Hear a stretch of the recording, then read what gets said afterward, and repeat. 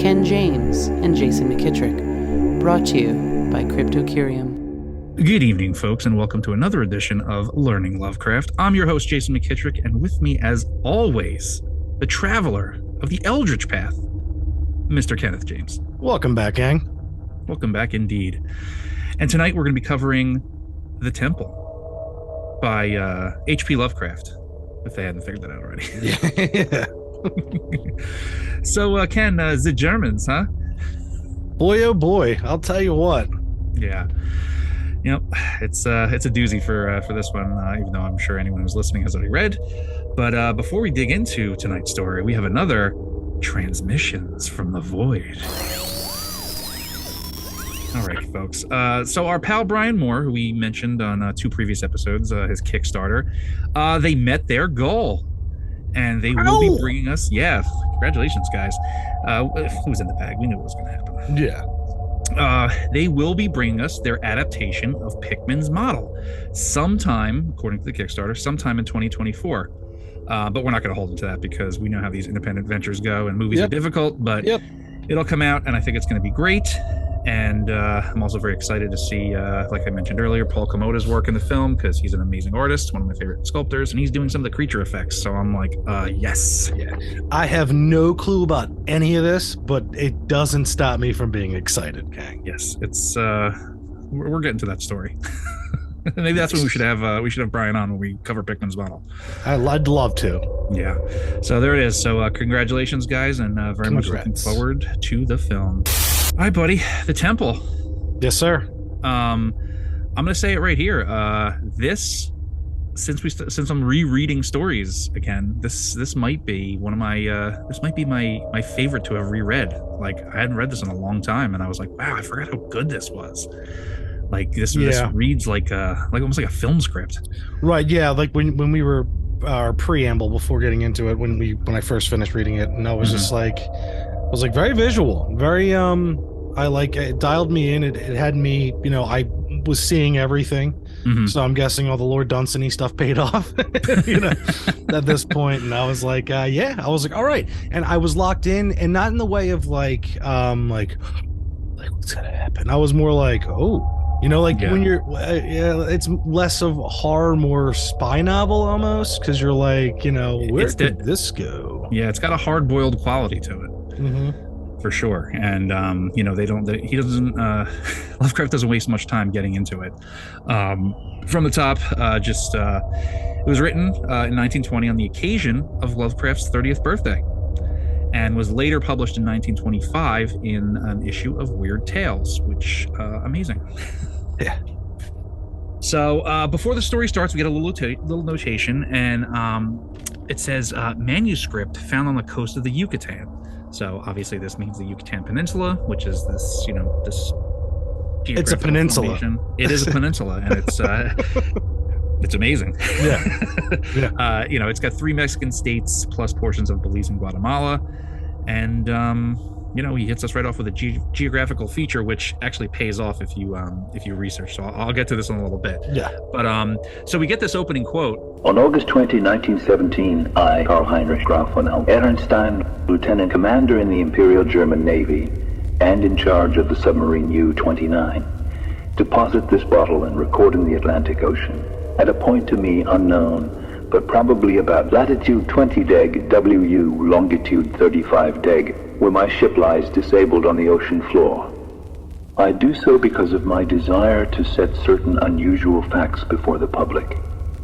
A thing I shall not, in all probability, survive to accomplish in person, since the circumstances surrounding me are as menacing as they are extraordinary and involve not only the hopeless crippling of the U-29, but the impairment of my iron German will in a manner most disastrous. Yeah, man, he paints the picture of the kind of character he is. Like, I knew what I was looking at in my mind's eye this whole time, Right. I saw everything. He does a great painting, and right now at this point of the story, I was like, all right, chiseled face, like, Yeah, he's a no nonsense kind of dude, and Yeah. even back then the Germans were a problem. Oh. It's World War One. Yeah, Set up yeah. World War Two. Yeah. What was it? Them torpedoing the Lusitanias, which well at least kind of started World War One. So it's these guys in their U-boats. Yeah. Bad news. Bad news. So he gives us these latitude and longitude. So being saucy, I sauntered over to Google Earth just to see where it was. And the position is actually kind of interesting. It'll pay off later. I'll bring it up, but it's right smack dab in the middle of the Atlantic Ocean. It's like between Bermuda and the Azores. The islands is called the Azores. Mm-hmm. So if you're looking where that is, and then where they say they found the bottle, this thing drifted very far. Yeah, and it also has some fun stuff that comes up later. I'll leave it in the conclusion. So after we get that opening paragraph, we get this.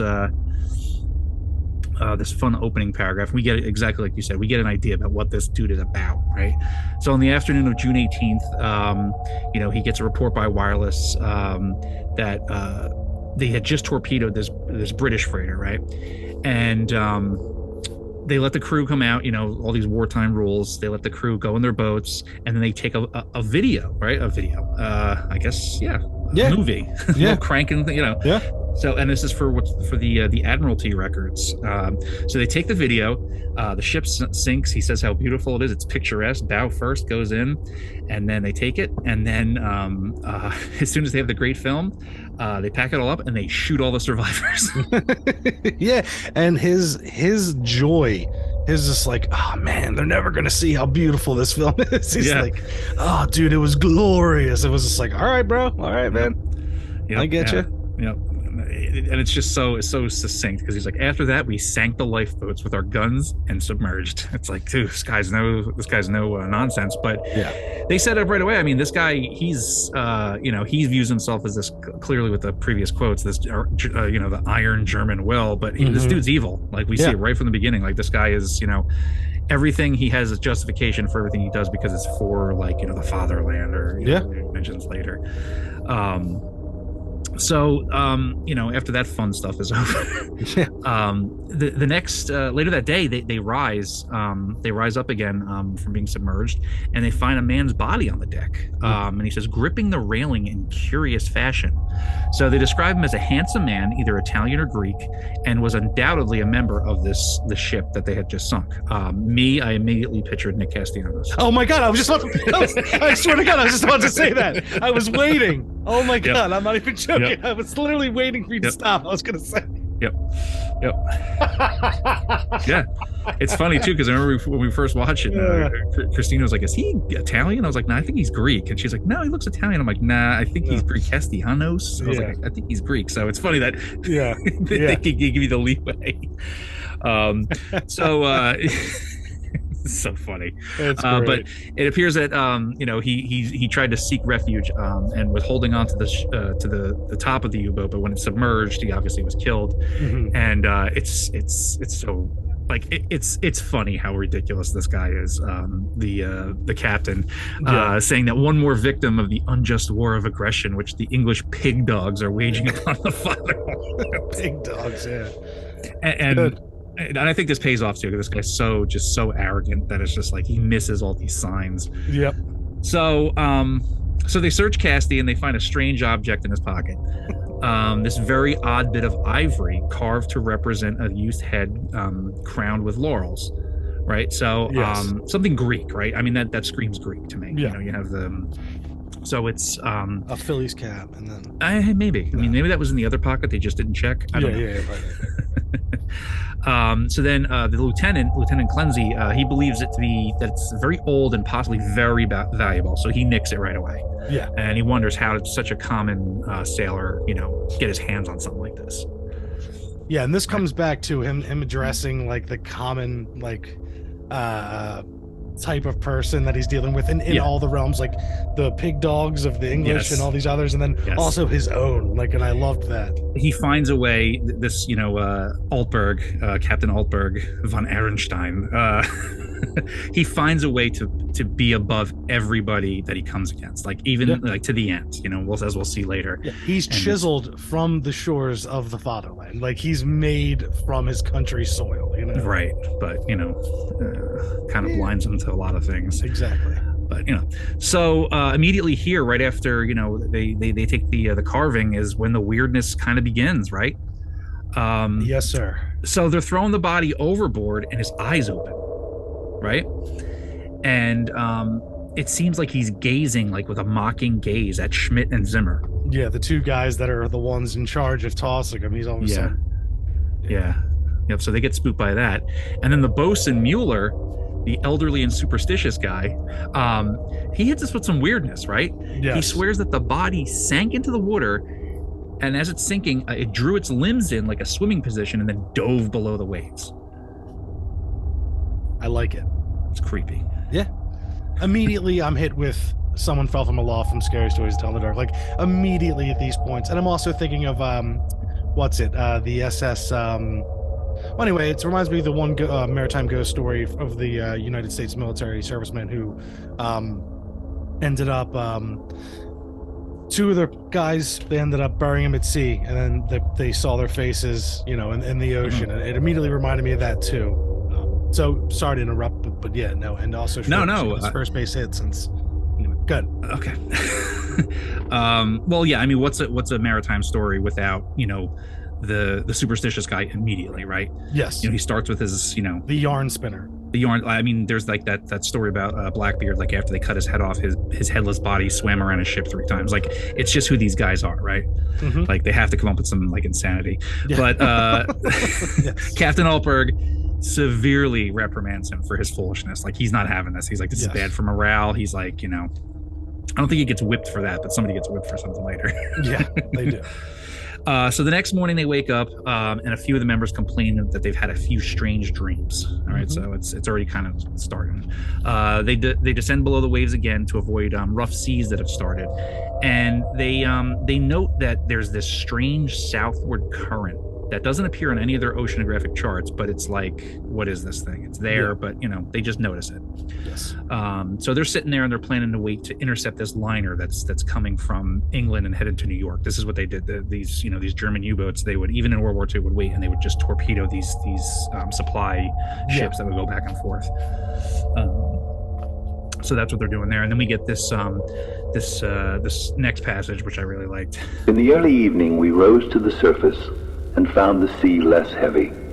The smoke of a battleship was on the northern horizon, but our distance and ability to submerge made us safe. What worried us more was the talk of Boatswain Muller, which grew wilder as night came on. He was in a detestably childish state and babbled of some illusion of dead bodies drifting past the undersea portholes, bodies which looked at him intensely, and which he recognized in spite of bloating as having seen dying during some of our victorious German exploits. And he said that the young man we had found and tossed overboard was their leader. This was very gruesome and abnormal, so we confined Muller in irons and had him soundly whipped. The men were not pleased at his punishment, but discipline was necessary. We also denied the request of a delegation headed by Seaman Zimmer that the curious carved ivory head be cast into the sea. So you already have the ghost of victims, right? Yeah, I mean, this dude, the bosun Mueller, he's just kind of, the stuff is just coming up. Now he's talking about like these bodies drifting past, and immediately, like you said before, you know how visual the story is. Mm-hmm. You can see that, right? You can see like maybe there's like some corpse light to their eyes as they drift past the portholes very slowly, like in the Lord of the Rings or something when he falls into the bog, like that's, you know what I mean? Like you can immediately see this, and it's just like, this is so good. Yep. But once again, the captain's there and he's like, nope. He's like, claps him in irons and he gets a whipping. Yep. So, but they want to cast this thing into the sea, but he's not having it. And there they are. So fast forward a little bit again to June 20th. And these two crewmen, I'm not sure what city they're from, but Bohm and Schmidt, they sound familiar, I know the names, who were ill the day before, become, quote, violently insane. Yeah. I love it. I mean, what? So they're laying in the sick bay. They got a tummy ache, and then all of a sudden they just get up and they're just, Yeah, they're tummy ache survivors. They survived the awful Right. tummy ache, right. and then then they're just they're Neanderthals at this point. They're wildmen. Yep, going nuts, and they start talking about this terrible curse and about once again about the carven head. Once again, Altberg, he wastes no time, shoots them both, and then Mueller kind of like quiets down for a little bit. He's like, "Oh, Yeah, at that point too, when I was reading this at first, because like the other stuff, he's like, I gave him a little harsh of a punishment, but it deemed it, and then it gets to this where he's like, I just killed these two. He's like, he's done with like saying that something's too harsh. Yep. Now it's all necessary. Oh, it's all business, man. Yep. So the next week goes by as they wait for this. They're still sitting in the same general area waiting for this ocean liner to come by, and then Mueller and Zimmer disappear, and they're presumably having jumped overboard, but no one saw them do it. But they're like, there's nowhere other place they could have gone. But Altberg even says that he's glad to be rid of them because Mueller, his whole thing was just bad for the morale of the ship. Right. Like he's like, look, man, people are going crazy because you're talking about this head, this curse. Yeah. We're sitting in a a steel cigar right now in the middle of the ocean. We can't have nonsense in here. Everyone's got to stay calm. And this guy's in here talking about curses the and spooky ghosts outside and all this stuff. Yeah, floating corpses. I can't have it. You know what it is? The floating corpses. It's the room of the lost souls. Oh, the Lost Souls room from Beetlejuice. Yeah, that's that kind of floaty, but sideways, tilted sideways, like a 45-degree angle this way. Yeah. And the one Nice. comes up the other end, and he looks a lot more wet. Yeah, and then Mueller's over here. He pulls down the shade. And he's like, "It's all in the handbook." Right. So from here on, everyone is on edge. Clearly, people are getting shot. People are just disappearing, and then there's this weird thing about this school of dolphins that's gathered about the U-29, their ship, and in more increasing numbers. And at the same time, this southward current starts to pull even more. But they're okay. They're just noticing it that this, but the dolphins are very strange. It's not something that they've ever seen before, right? Right. So another day passes and they realize that they most likely have missed this ship that they were supposed to torpedo. It happens. It's not uncommon, but the captain's pleased because now they get to go home. Right. And at that point too, when he's describing that, how he's saying he was like, you know what, this happens more than not. Yeah. And he's like, you know what, I'm glad that I can just pass this off as not being not effective. It's not like a matter of insubordination. This happens all the time. In past, we missed it. It's just the nature of the business. So at that point, that's when I was kind of like, okay, there is some kind of common sense, I guess I want to say. I think he's got a lot of it. It's just, I don't know if that was the right word, but there's a little more practicality. Let's say that. How about that? Yeah. There's a little more practicality than I was getting to this point from it. Yeah, I think he's very clearly he's goal oriented, but I think he realizes I already had a shot. I already had to shoot a few people. Yeah. A couple people committed suicide, and I'm sure, Yeah, we got 6 passengers, Yeah. And I didn't have to kill them early on because their moaning didn't seem to bother anyone at this point. But then eventually it did, and you had to put some sick ones down. Yeah, no, absolutely. So yeah, he realizes the situation, like you said, and he's ready to turn home. And then we get this weird line about they have some rather comical entanglements with the masses of dolphins. I don't know what that means. Yeah, it's just like they have silly times with the dolphins. I don't know what's going on. I don't know. Is it like Echo the Dolphin? They start doing those flips out of the water, Yeah. It's exactly that. They stopped to play Sega Genesis. And then, the Germans, World War One. That's what they were doing. Yeah, I mean, that's what it is. All right, so then the explosion happens. Yes, it does. Right, and we're given this passage. The explosion in the engine room at 2 p.m. was wholly a surprise. No defect in the machinery or carelessness in the men had been noticed, yet without warning the ship was racked from end to end with a colossal shot. Lieutenants hurried to the engine room, finding the fuel tank and most of the mechanism shattered, and engineers Ray Bay and Schneider instantly killed.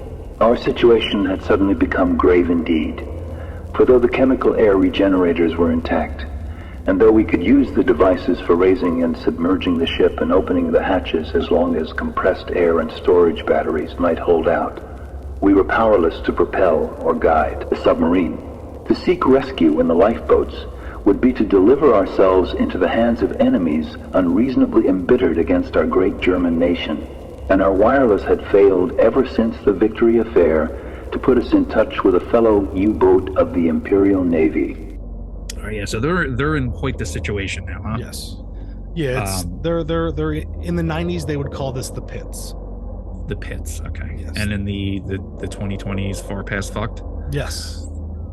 Yeah. No, wait, that's later. That's when he runs out of battery. Sure, yes. Right now, he thinks he has a fighting chance. He's got a fight. Right. He's got a boxer's chance here. You know. Yeah, no, he's this guy don't give up. So like they said, they can raise and submerge, right? But they can't propel or guide the submarine. So they're basically a sitting duck, but they can move up and down. They are slaves to the current. Yes. So they are stuck in this metal thing out in the vastness of the ocean. Would this be one of your nightmares, Ken? Yeah. Oh, yes. Yes. Yes. I mean, Not so much as space. Listeners of this podcast may not know of your space fears. Yes, my space fears. I have a lot of weird. I wouldn't say weird. I would say, what is it? Overly zealous fears of certain things. I have lots of zeal towards certain fears. Well, being trapped in a metal. Well, that's it. That's first tube. of all. First of all, submarine ship, that tight quarters. There's one right there.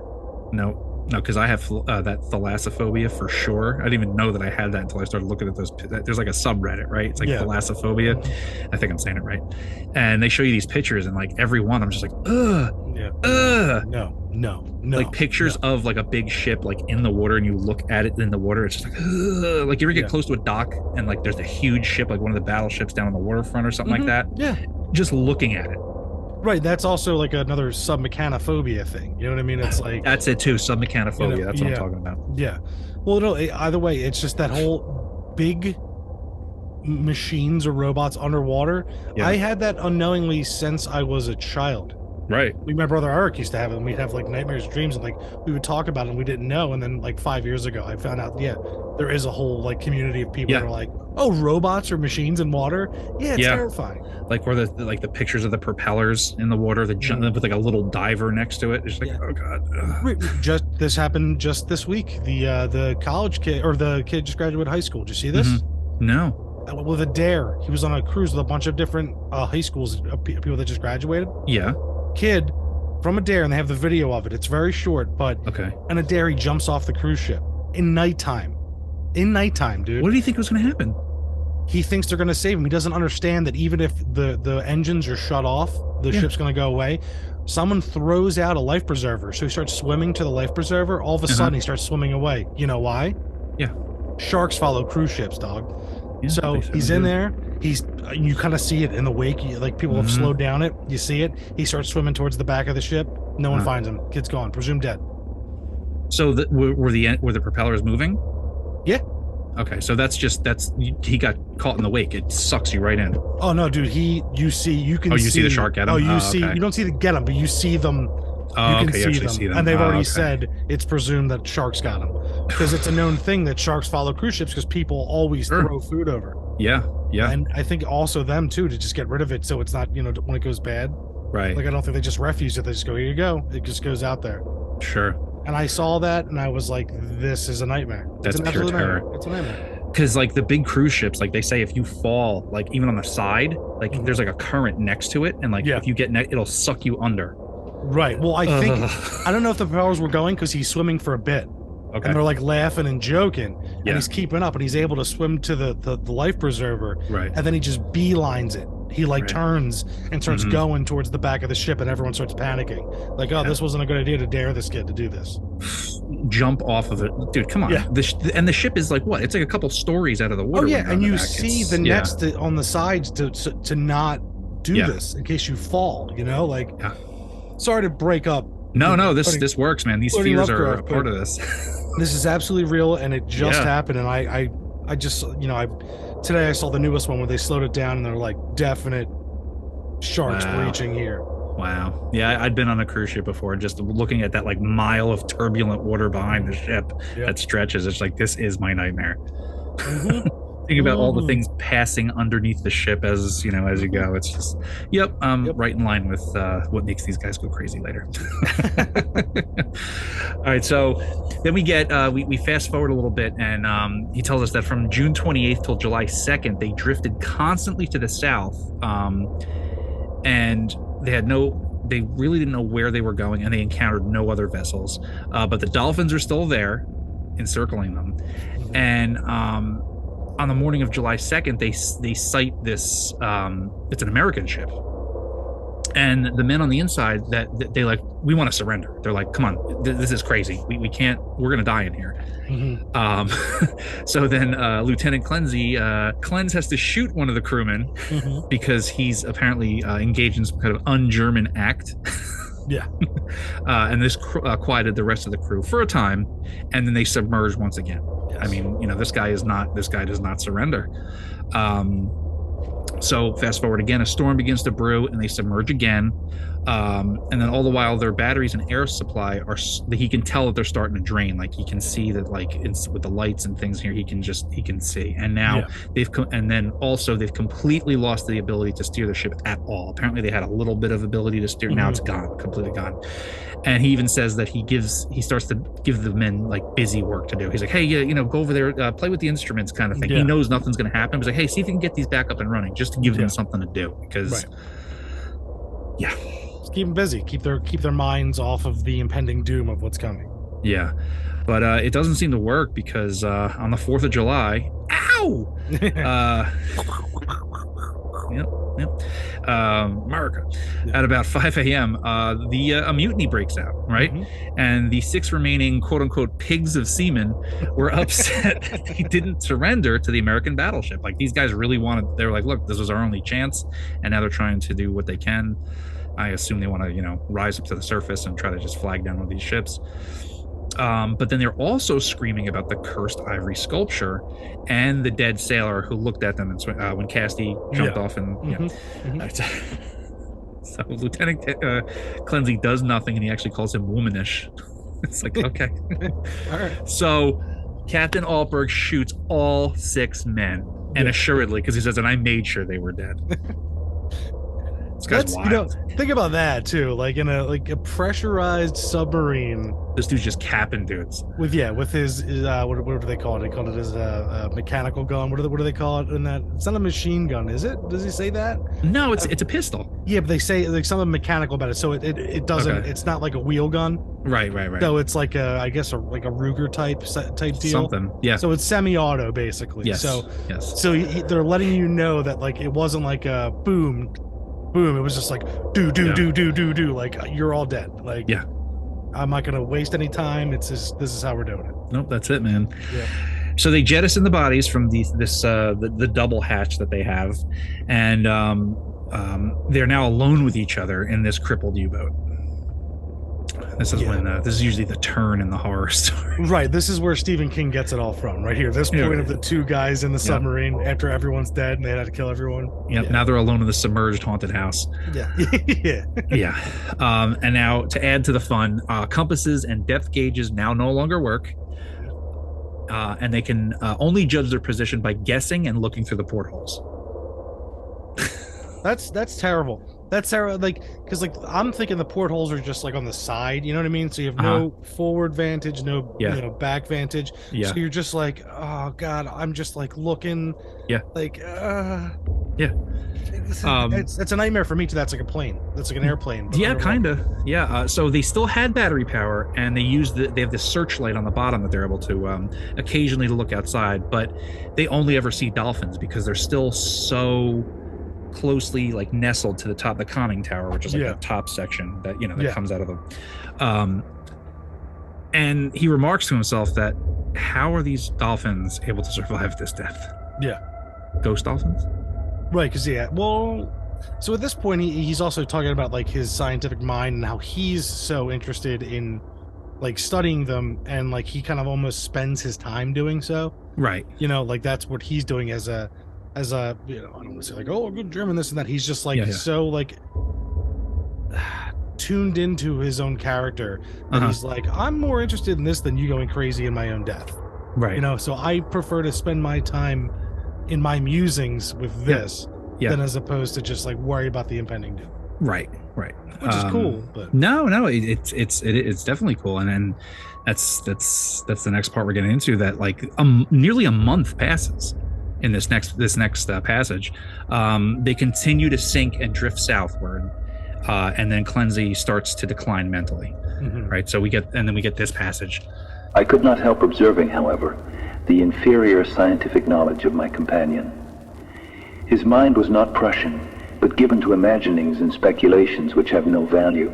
The fact of our coming death affected him curiously, and he would frequently pray in remorse over the men, women, and children we had sent to the bottom, forgetting that all things are noble which serve the German state. After a time he became noticeably unbalanced, gazing for hours at his ivory image and weaving fanciful stories of the lost and forgotten things under the sea. Sometimes, as a psychological experiment, I would lead him on in these wanderings and listen to his endless poetical quotations and tales of sunken ships. I was very sorry for him, for I disliked to see a German suffer, but he was not a good man to die with.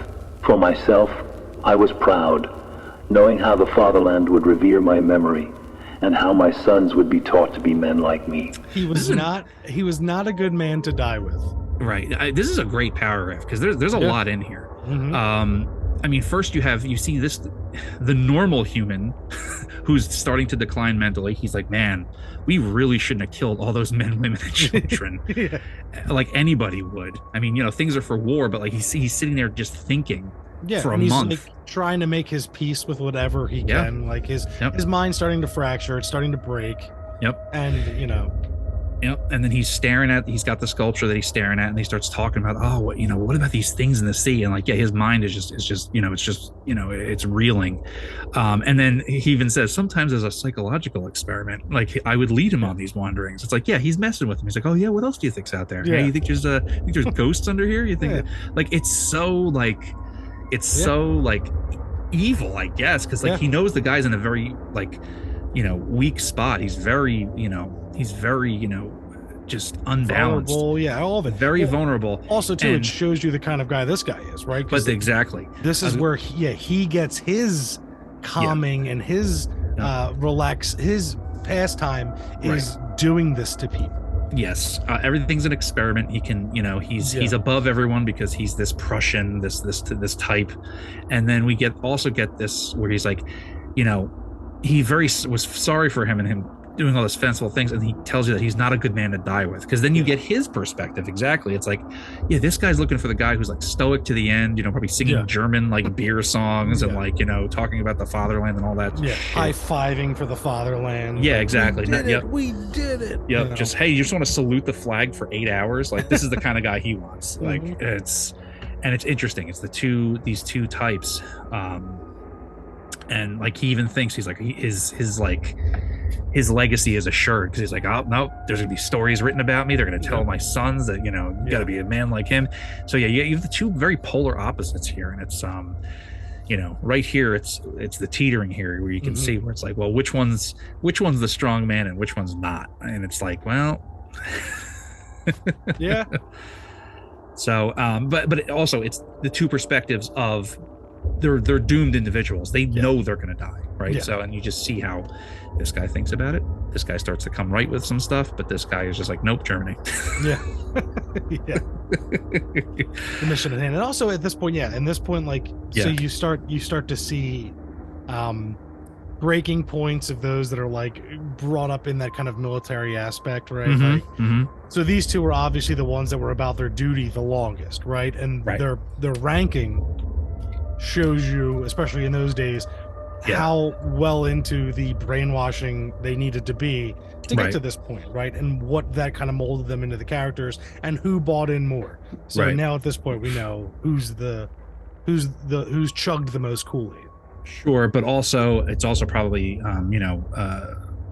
something to consider that at this point in time and in that country, I think this guy probably would have been a member of the nobility too. Yeah, class too as well. Yeah. So he was probably raised, thinking that he was above everyone else and was a gentleman, and like he got his station because of his family history. I mean, you can see it. Like this guy's got a coat of arms on. Like, you know what I mean? Like this guy.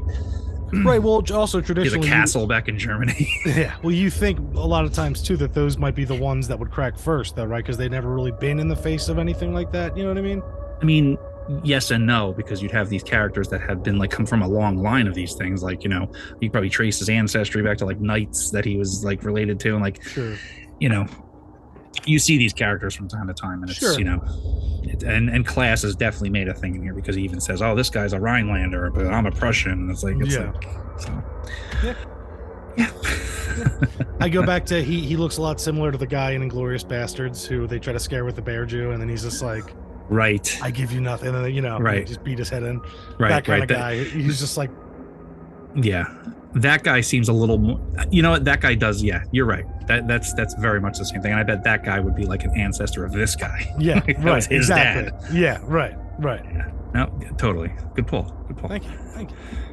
So we fast forward again to August 9th, and now they're finally able to see the ocean floor for the first time. They're still drifting, they're still above, but they can use the light and they can see down, and they see this like vast plain, right? It's it's got they can see shells and all this kind of stuff, but then they see these weird weed strewn what they think are shipwrecks. It's like, okay, that's kind of cool.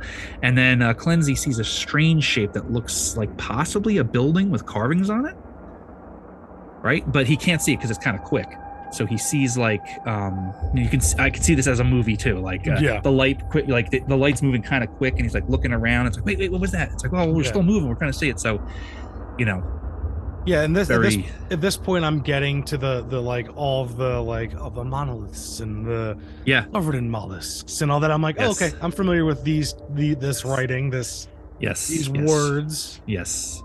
And also interestingly, they're basically at the bottom, and the dolphins are still there. So this is one of those things where it's like, is this almost like I don't know, like a barometer for how crazy they are? It's like, how are there, like, what is this? Is this supernatural, or is this, he's, the captain's almost like, oh, well, this would be like some like weird breed of dolphin that I've never seen before. But then the other dude, Clenzy's probably like, oh, these are supernatural dolphins. Yeah. They're the souls of dead sailors or something. You know what I mean? He's the Axl Rose in this story. That his. The dolphin. Yeah. Right. I was going to say more like Willem Dafoe from The Lighthouse. Like, best leave the birds alone. Yeah, and the souls of sailors what met their maker. But Axl Rose was like, my wife was a dolphin. She became a dolphin. So yeah, use your illusion, Ken. I will. Right. So August 12th, Clenzy goes completely insane. Yeah. We get this scene where it's it, man. He's been looking he's up in the conning tower. He's been looking out the windows, and all of a sudden he just gets upset, runs down, comes down to where the captain's like been reading or whatever, and he's like, he is calling, I hear him, we must go. And the captain's like, come on. Yeah. Goes over, picks up the ivory carving, and then he goes to grab the captain by the arm. He's like, come on, he says, come now, do not wait until later. It is better to repent and be forgiven than to defy and be condemned. So it's like, this dude is cooked. He's like, he's gone. He's like, that's what he's saying to himself. He's like, it's gone. Yeah.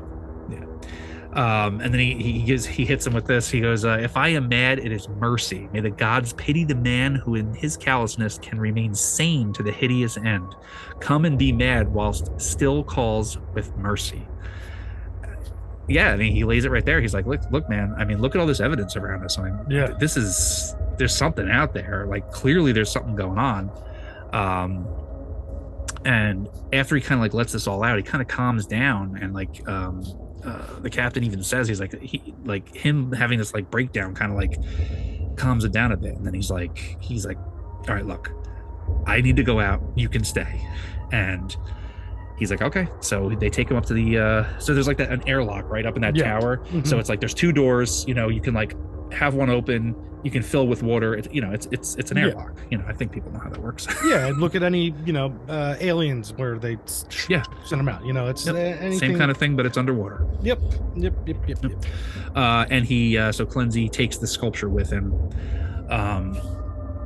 and then so as he's going out, and this another good case study for our buddy the captain here, after he goes out and puts him out through the airlock, he puts the searchlight out because he wants to get one last glimpse of him. Not because it's like, oh, I want to see my comrade off. It's more of he wanted to see whether the water pressure would flatten him. Yeah. It's like, wow, dude. Yeah. He's like, it's supposed to flatten him, so I got to see if this, you know, my musings about science. Yep. You know? And he's like, or will he be fine like those extraordinary dolphins? But he couldn't see him. Those super sick dolphins. Yep. But he can't see him because the dolphins are still so massed thickly around the conning tower that he can't see anything. And he's gone, and now he's alone in the sub. And now it's time for the madness to really set in. It's lunatic hour, ladies and gents. I mean, honestly, there you are. You're at the bottom of this scene, it's great. You're at the bottom of the ocean in a crippled submarine. There's nobody coming to help you. You're just down there, and your last friend, I wouldn't even say friend, last human that was with you just decided to, you know, off himself, basically. Right. You know, and there you are. And, I think this is when the cracks in the dam start to form, right? Yeah. So right away, the captain, he wishes he took right away. He's like, I wish I had that ivory sculpture. I should have taken that. Why did I let him, you know, I should have, you know, pulled it out of his pocket, or I don't know, shot him and took it. I don't know. He just says surreptitiously, which for him would include boom, and just takes and then pushes his dead body out. So once again, there's, you know, the drifting is still continuing. And he comes to this area where there's this, he's able to see that there's this city beneath him. Yep. And it's a ruined ancient city of marble beneath him. He's got the light on, and he's looking, and he sees that there's temples with columns and villas. There's bridges and seawalls. This is he decides this has to be Atlantis. There's no other. It's what else could this be? I was about to say, he calls it Atlantis, and I was right away. What? Yeah, whoa there, guy. You're not going to say, you know, but he's all in, because what else could this be? I mean, it's he can, you know, he can see what it is. I mean, so at this point, the U-29 finally settles to the bottom, and the dolphins have disappeared. Where did they go? I don't know. We don't know. Right.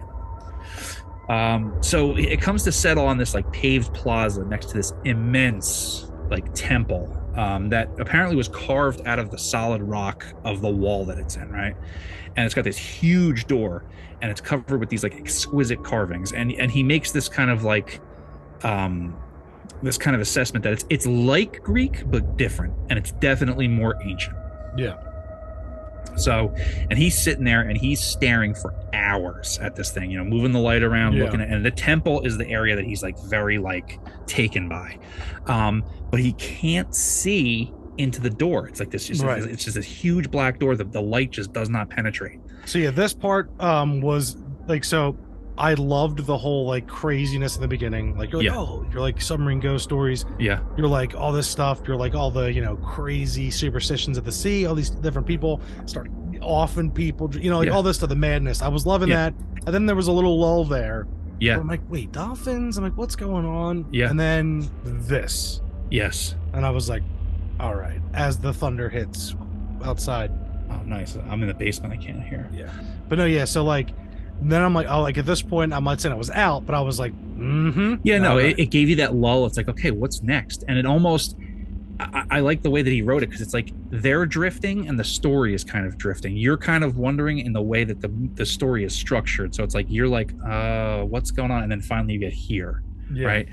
And also, the batteries are definitely dying, because he remarks that the light stream is dimmer, right? Yes. These hours of shining the light has definitely taken its toll on these batteries.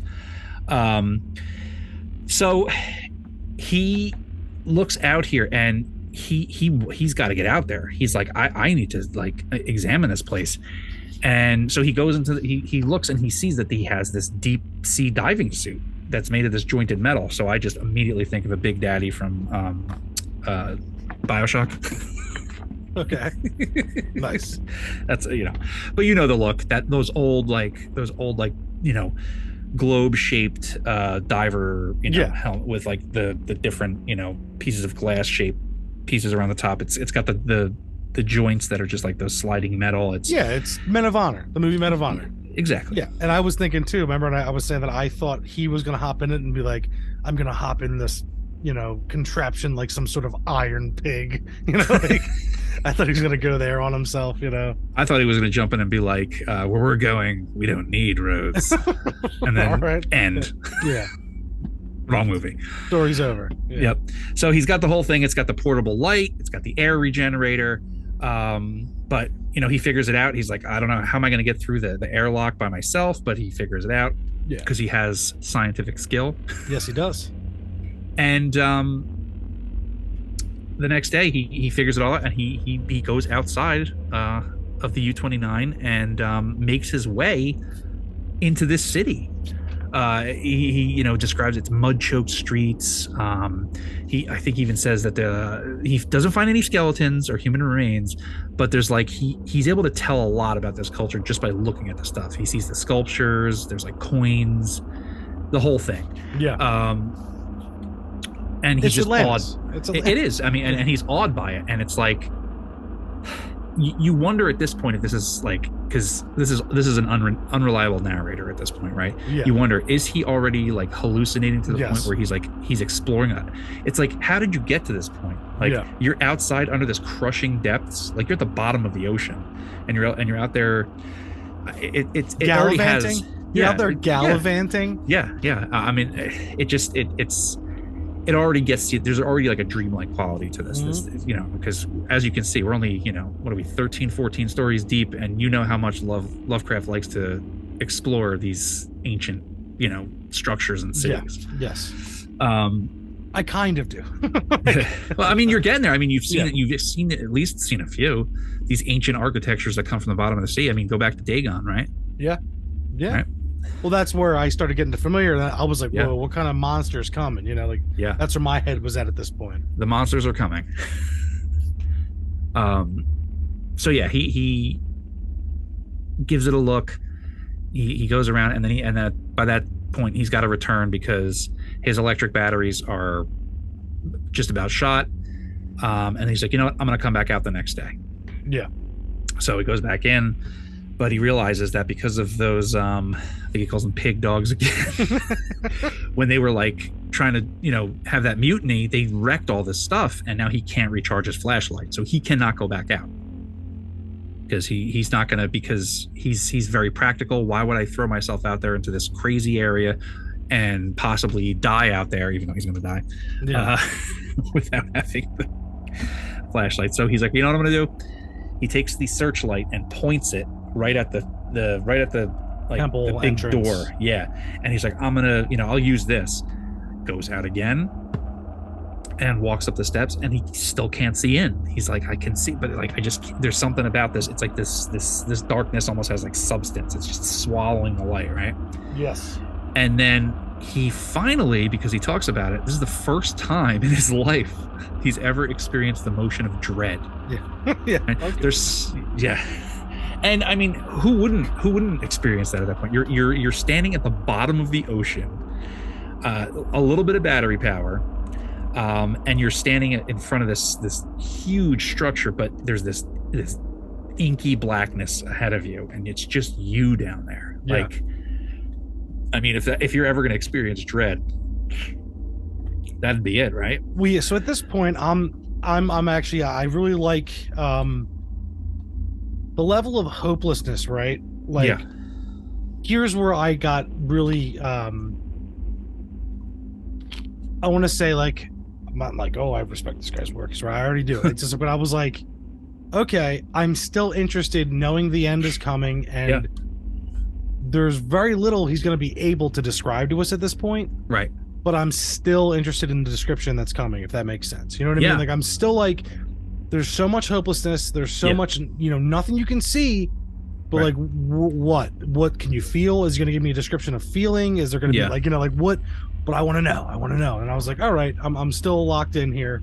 Right. So I was very impressed. Yeah, no, exactly. You know the end. It's I mean the beginning starts with the the end. Yeah. Yeah, absolutely. So then we get to Saturday the 18th. He says he spends in total darkness, tormented by the thoughts and memories that threaten to overcome his German will. He's not going to go. He's telling himself, "I'm not going to go mad like Cleansey." I'm. This is just what I'm going to do. I'm just going to wait this out. I'm going to see what happens. And I'm not one of these weaker men. Yeah. So that night, he couldn't sleep. And he turns on the lights regardless of what's going to happen. He's like, you know what? This is just where we're at. The electricity is going to last not much longer at all, but he's still going to have air and provisions. So he's going to be sitting there in the dark no matter what he does decide to do. And he, comes to the point where he's like, well, I'm just gonna put the lights on because I can't. And then, he starts looking at that automatic pistol. It starts, he says, I re-examined my automatic pistol. Right. So automatic. That's what I was looking for earlier. Automatic. An automatic. Yeah. But at this point now in my head, I'm thinking Endgame. Okay. Tony Stark in the Milano, yes. And it's just him and Gamora, football. but exactly. And he's just sitting there sending his last message, before the air runs out, That's where my mind went because I'm, a nerd. But no, I mean, totally. I mean, he's, in this ship, and I mean, it's just him and his thoughts. I mean, he's run through the candles. There's only a few matches left. He's mad that he let them use candles earlier for lesser things. Yes. It's like, dude, how could you? I mean, it's actually comical at this point that he still has these thoughts. That he's just like, his German will and this, I should have this, should have that. It's like, dude, there's just some situations you can't man your way out of. You know what I mean? It's like you can't cowboy up and it's gonna get you through. Yep. So then he has this like epiphany that like he's sitting in the dark and he realizes that he's been looking at all these sculptures on the temple, and there's this radiant god, right? It's got these, his head, and there's these like, the sun kind of look to it, and he realizes, which it's like, how did it take you this long to realize it? But that ivory sculpture is that god. Right. Okay? So I think, but just on your point of saying, how did it take you that long to realize it? Yeah. I think the light in that the tower port. Yeah. I think that was a lot of his vision. I think that was almost in a way like a metaphor. Okay. Of just how he's kind of lived and how he is. Oh yeah. And I'm using this light, and the light's dimming, but I'm using that to look at everything else. And you saying, how did it take you that long to realize it? That just made me remember when I was reading it. Right. I think that was kind of this kind of whole point is like I said, like a kind of a metaphor for the light's almost dimming. Yeah. You have almost no light left. Yeah. And now you're kind of seeing that that's there. You know what I mean? I don't know if that's what he went for, but I took that from it. No, I think that's great. I mean, it definitely makes sense that now that it's all introspection, it's not him just, carrying out duties. It's just him. Yeah. Now it's just him and his thoughts. And I think, the House of Cards has kind of fallen in on itself. Yeah. It's like now that he doesn't have all these just duties to take care of and all these, people to shoot, it's starting to fall in. No, that's a great pull there, man. So I'm smart. So that's it. The batteries are dead, right? He let them go. He wakes up. They're gone. There's a couple matches here and there. He even gets to the point where he takes this, it's a bromide solution. So it's to calm his nerves, basically. And he awakens and he sees light coming from somewhere. Yeah. Right. Which this was another thing I saw cinematically, and I don't know why, but I see it as green light. I don't know why I thought green light, but to me, I thought green. Absolutely the same. Same. So he's sitting there, and there's this dull light. So I automatically saw it, like it's just coming in from like the windows. He's like, "What is this?" Like this sense of light, and he goes up to one of the windows and looks, and he sees that it's coming from the inside of the rock carved temple. And it's not just it's not steady light. It's like undulating, almost like it's coming from like a flame, which is like underwater flames. This is probably real. And then the creepiest thing is that he starts hearing music coming from outside, even though the hull of the submarine is soundproof. Yeah. So even he is saying, like, I have to be hallucinating. Like, and the previous paragraph, he says, anything from here down, I don't know what is happening. Right. He starts hearing other voices. And at this point, like you said, like, where else do you go? So he's like, well, I'm going to put the suit on, and I'm going in there. Right. Puts the suit on, makes his way out for the temple door. And then we're given this final passage. I have no fear, not even from the prophecies of the madman Cleansei. What I have seen cannot be true, and I know that this madness of my own will at most lead only to suffocation when my air is gone. The light in the temple is a sheer delusion, and I shall die calmly like a German in the black and forgotten depths. This demoniac laughter which I hear as I write comes only from my own weakening brain.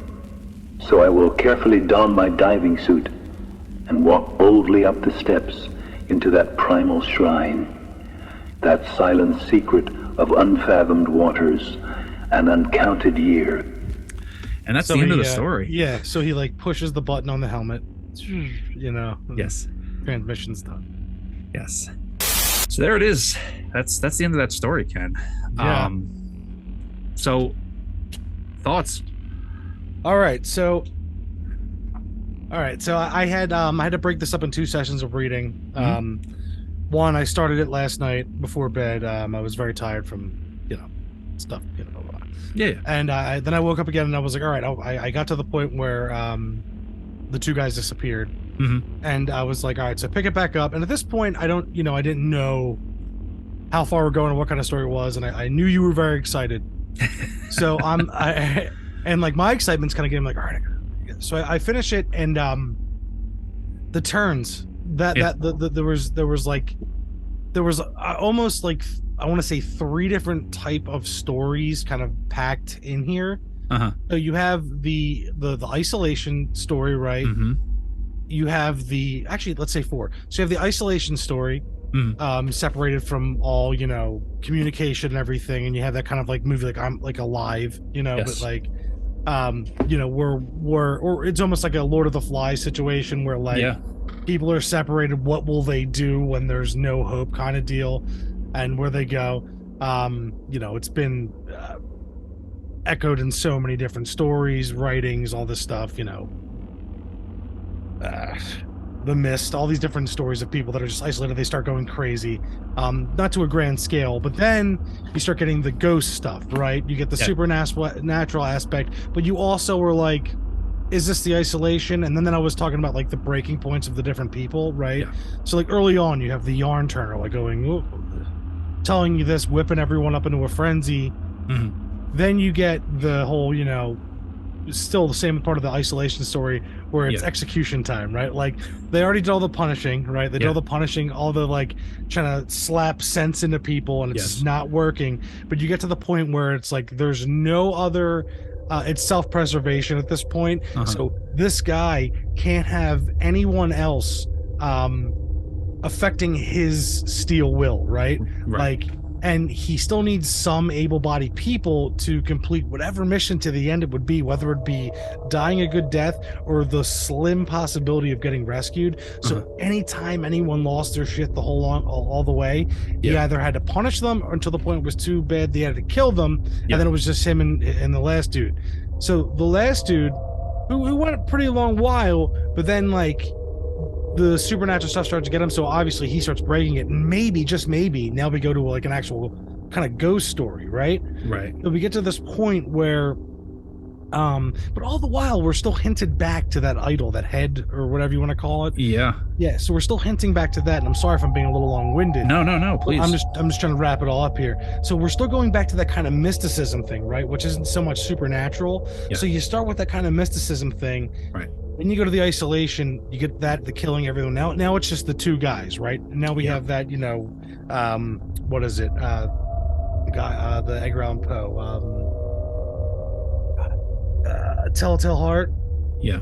You have that with like the one guy is like having all these regrets, and it's almost like the heartbeat in the floor in the eye. You know what I mean? Oh yeah. Like, he's having that kind of moment, but the other guy is kind of an observer at this point. Right. So like you have an observer kind of seeing that, and this guy is just a career monster, right? Like a lifelong monster. Yes. He is one of those people that tests the will of men for his own amusement. Yep. And it's just you're saying like, right, like the lineage, this is what he's been told to do. It's what he's been shown. And it's like the glory of being just him. Yeah.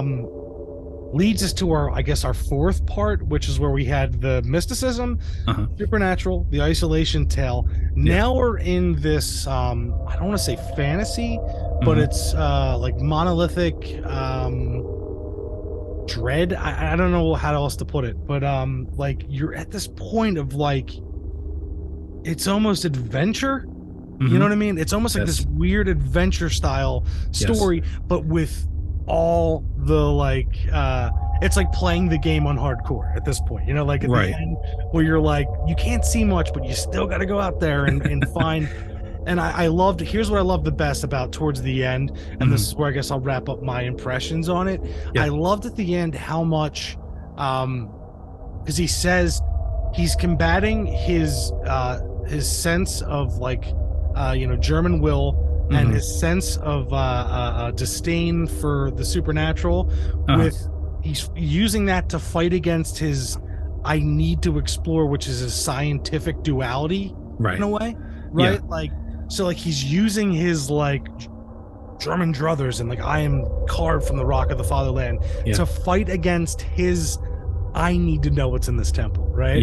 And he gets to the point where he's like, it just hits him where he's like, that wins out, and you see the final breaking point of this kind of character who is like, there is no breaking point, he's fine with death. He doesn't care about that. His only like regrets are like losing the candles, and like he can't see what is inevitably going to be his death. Which that's what I took. Like I was saying, how like the metaphor of the light that was dying the whole time, which has been his lifelong, like the light is the vision, right? And it's like kind of like laser shine on all of his goals and everything that's out there. And as it's dimming, he finally realizes, that connects us to the beginning. And he's like, all right, well, that wins. I gotta go die in the darkness to maybe feel my way around, and hopefully there's fire and creatures in there. We don't know, because there's undulating movement of this green flame, and I think that's a great assessment of it. I like your idea of saying that like there's this adventure kind of quality, and it's almost like anti-adventure, because the only thing to be found in there is oblivion. So there is no treasure to be found. It's just oblivion. So no matter how much you strive, no matter what kind of pedigree you come from, no matter what you try to do, it's like here he is. He's just a slave to the motion of the ocean, basically, and then he settles in this old forgotten city that is just there, and it's almost like it's almost like a symbol for any kind of culture of man, that it's like no matter how hard you strive, you're only ever going to find oblivion. The end is the end, no matter what. And he even says that it's like at the very I'll still be a German, and I'll have, if I die in a black abyss, it's fine, because at least I strove to the end, kind of thing. But then it's like he's that character, and he finally just realizes, well, I'm just gonna, it's like he realizes but doesn't at the same time. It's like he doesn't let himself fully fall away, but it doesn't matter, he's still headed towards oblivion either way, whether it's But it's almost like, you know, the whole like pride come before the fall thing. Oh yeah. Like you want to say that here, right? Mhm. But the fall's the beginning, like you said. Like, Yeah. the pride like lasted long after the fall. You know what I mean? Like, Yeah. it's such it's a different story. It's Yeah. like, you know, because most people like, and I'm sure because other ones, you know, editors said to him like, you can't do this at your ending, you can't say this. Yeah. And at this point, like for them to, like any of them to publish this, they were probably like, this is nuts, man. Like they were like, yo, what's up, dude? Well, I mean, this is I think there's two things going on there. I mean, I think he wrote this in a specific way so it could be more palatable to people reading pulps, because this did get published in Weird Tales not Right. until 5 years later, but still, this is the people don't want the tree, you know. Right. They want something more like this. This is a little more hard boiled, and this was also very timely because this was written in 1920. This is, you know, right after World War I, and the Germans were not very well liked even then. So I think it's, you know, this guy's, I think there's definitely some commentary on the Germans with this too. It's like the striving, and they're missing the other stuff. You know what I mean? It's like, it's very interesting. But I want to just go back a little bit to the ivory sculpture. That's the thing. That's like the linchpin, I think. Right? It's all this stuff could be maybe given away to as like, oh, they're hallucinating. It's all this crazy stuff, but they did have that ivory sculpture. That was a thing. Like they held it, right? Yeah. It's the reality. And this is a theme that he's going to use later on to a much greater degree in the Call of Cthulhu. And then there's Dreams in the Witch House uses something similar, and there's a few others here and there. But this is certainly a thing. It's like it doesn't let you decide, right? He doesn't let you decide, because it's like, oh, that could just be hallucination. Well, no, because we have this physical thing in our physical reality that I can hold. So he kind of like lets you teeter there, but it's like, well, I can't decide. Yeah, like, well, that's is it the or thing. isn't it? Right before the whole thing went tits up, that was there. You know, like, and so now another question. I'm like, was that guy an actual soldier that was with him that had it, or was he a part of that dolphin troop? Like, you know what I mean? Like that's like, those are the questions. Who can say? But that's why I think too, this is so good, because it almost makes you kind of forget that at the beginning because of this like human story, right? And all the stuff going around. You can easily pass all the stuff that happens off as just them going mad. Right, towards the end. Sure. And he even says, like, from here down, I'm probably crazy. But And I also, but I'm sorry, but no, but like you were saying, that was there at the beginning, and that was real, and that was like, you know what I mean? No, absolutely. And I also I think there's also another side to that with his perceptions being who he was. You have Mueller, I think his name was, the older guy who was the superstitious guy. He looks out the windows and he sees they're victims of all the people they killed, because he must have had guilt, right? He was a guy who had guilt. But the captain looks out, Altberg, and he sees dolphins.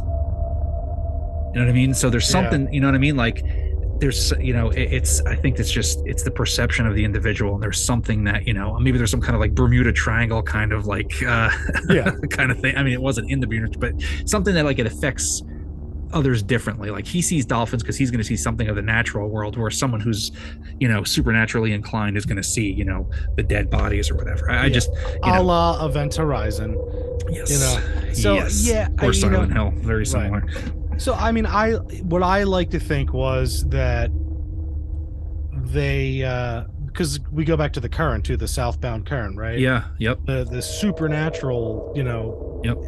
In a way, you call it supernatural because it's not normal. It doesn't usually happen. So, like, I just go back to, I like to think that maybe someone on the ship that they sunk had something of this old culture, right? Sure. And maybe it was some big grievance that he didn't survive, and it was in the hands of someone that it shouldn't have been, and the sea took hold to take it back to the homeland. Like it wanted that piece back, maybe, to someone who shouldn't have been there, right? And that's almost it's almost like a kick in the face to this dude who is from the fatherland of Germany, you know, and is so just ironed in on his Right. character. So it's like almost a play in the fact of like, oh, you're so strong in your beliefs. Let's come here where it's Sure. abysmal for you, buddy. And it's, you broke some kind of, Yep. ancient right of, Right. maintaining this. So there's so much. It's Yeah, no, we could talk on this for a long time. Yeah, I kind of had the idea of like when the Germans that we have the story of when they come upon that the British ship that they torpedo and everything. Maybe they were in the middle of their version of this story, and in their version of the story they find this weird sculpture floating in the water or something, and they were in the middle of like their insane thing, and the Germans just happen to come along and like, oh, torpedo this ship, and the other dude, Casti, is out there like holding on to the thing because he was in the middle of insanity and he had the thing in his pocket. And this is just a thing that happens to sailors that happen to sail over this area, which is Atlantis, right? Yeah. And because maybe Atlantis, because it's sunk, they have maybe there's something supernatural down there where it's like, we sunk and we just want anyone that comes over us, that we want them to sink too. Yeah. So, and they get drawn down by this current. I like that too. Yeah. So, it's I love the story. It's one of these ones where now we're going to start getting into stories that have a lot more talking points. And it's great to see us finally get there. But I just wanted to bring up a little thing that I thought was kind of interesting, that in my little research here about the story and about Atlantis, and you always hear, you watch some of these shows like, oh, what are some of the purported locations of Atlantis, right? Well, so when I said in the beginning of the story that these coordinates are going to be important, so the coordinates he gives us at the beginning that he thinks that he's at is essentially one of the places that they thought Atlantis was. So I did a little digging and I found out that there was this paper from 1917 by a guy named Charles Schuchert, and it was called Atlantis and the Permanency of the North Atlantic Ocean Bottom. And just, long story short, Lovecraft could have read this. It was written in 1917. The story was written in 1920. So he could have read this. And the whole gist of the article was just that this entire region of near the Azores could have possibly been, they thought, were like the visible ruins that had just very recently been submerged. But, later on it was disproven, and there was further study showing that this area had actually been submerged for millions of years. So it wasn't true, but I just thought it was kind of cool because I found this article and I was like, this is where Lovecraft pulled this from. Absolutely. Because he wanted us to be at these coordinates. So just thought it was kind of interesting. No, it's definitely interesting. Yeah, that could have been his inspiration. We don't know. I don't know, but it's definitely, it was great to hear Atlantis in one of his stories. I didn't think we were going to go there. No, and I think, and you'll see as we go on. I mean, I know where we're going. I mean, you to maybe not so much, but he's still searching. Now we're getting a little more. We're getting a little more content. We're getting like, oh, I like this. The isolation. I like this terror that he's building in these characters. And now he has these submerged creatures, but it's like, I don't know what they are yet. Like, we're getting there. He's like, am I going to use Greek? Maybe. I'm still kind of on that Greek thing, but now it's a little more, I don't know what's in there. So we're getting there. Yeah. So like he's bringing himself to the precipice of like, his ideas and where we're going. No, this is a good one. This is like a thinker, and not in the way of like, there's so much and so many angles to go. Cause we just like, I don't say we had two like completely different like things with it, but like or thoughts with it, but like we had, I don't know, it was just they were different, but I don't know, it was good. I really enjoyed it. I was locked in. Easily someone could turn this into a movie. Like, easily. I wish it was. It's right there. I would just change one thing. Make it World War II. Yeah. It's interesting though, man. I mean, reading this in hindsight, because this is World War I, and we have all this stuff in here. I mean, Lovecraft didn't live to see World War II, and it's like these guys already, I mean, you can easily just slap swastikas on these guys and it's exactly the same. Right. So, right. But you could also keep it World War I, and just to show like these guys were dicks back then too. Oh, everyone knows they were. There were a lot of sanctions put on Germany after World War I. Not the youth anymore, man. Yeah. Yep. Youth don't know shit no more, bruh. As I say it like that. Yep. No, it's good stuff, man. And I'm glad we're getting to a story like this, and I like how different this was. So last week was the Cats of Ulthar. This is so different. Like this is very modern. Like this is a modern tale. It's very, it's commenting on things that are happening in the world, just a few years prior. So it's so good. And it's the modern meets the ancient and all this stuff that's happening, and it's so good. And like, it's almost like an amalgamation of everything I've read so far. Like it's almost all in there. And this one, almost all of it's in there. We just didn't really get big monster or like monster. Yeah. You know what I mean? Yeah. No, that's exactly.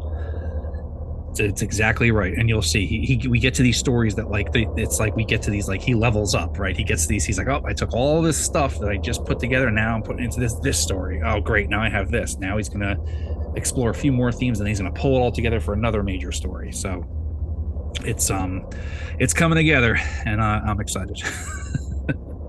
All right, so I guess I'll go for a closing statement here. Okay, all right. I want to end my portion of this with he was a bad man to die with. He was a tough hang. Yeah, it was a tough hang. Yeah, no, that's like we said, that was some very interesting insight there in that paragraph. Right. And wartime brings some strange things out in people, right? Absolutely. Yep. And also impending doom.